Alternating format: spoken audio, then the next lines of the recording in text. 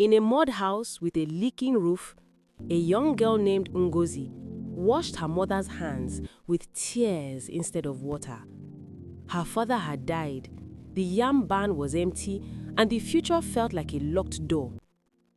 "Mama," she said quietly, let me go to the city. Let me work." Her mother touched her cheek. "Remember, my daughter, the road to Lagos is not made of gold. It is made of people's tears. But if your heart stays clean, even dust can shine." 2 days later, Ngozi boarded a rickety bus with a nylon bag and one pair of slippers. The city swallowed her like a sea.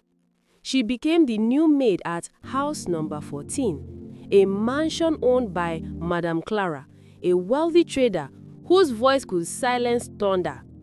Every dawn, Ngozi mopped marble floors that never seemed dirty, washed cars she could never own, and watched rich people eat food she only smelled.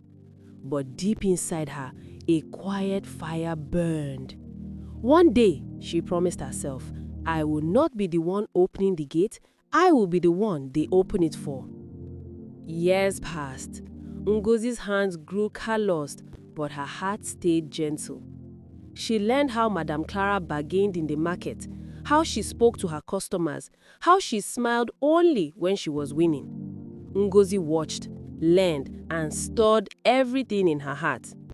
Then Obina, Madame Clara's only son, returned from London, tall, soft-spoken, carrying the kind of grace Lagos girls whispered about. He noticed Ngozi one morning when she was sweeping the compound in the rain. She stood under her wrapper, shivering, but still working. He brought her an umbrella. She refused politely, eyes lowered. From that small kindness, a dangerous seed took root. Nights grew longer. Obina began to linger in the kitchen, asking about her village, her dreams, her laughter. Soon the spark became fire. When Madame Clara found them talking, she slapped Ngozi so hard that the tray fell from her hands. "You dare look at my son? You, a maid?" she screamed. That night, Madame threw Ngozi out into the rain, her bag landing in a puddle.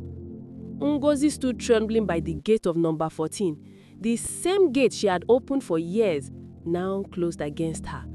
But even as tears washed her face, she whispered, "God, let this pain become my ladder." Ngozi slept under a bridge for 3 nights before finding a small restaurant job in Yaba. The owner, Mama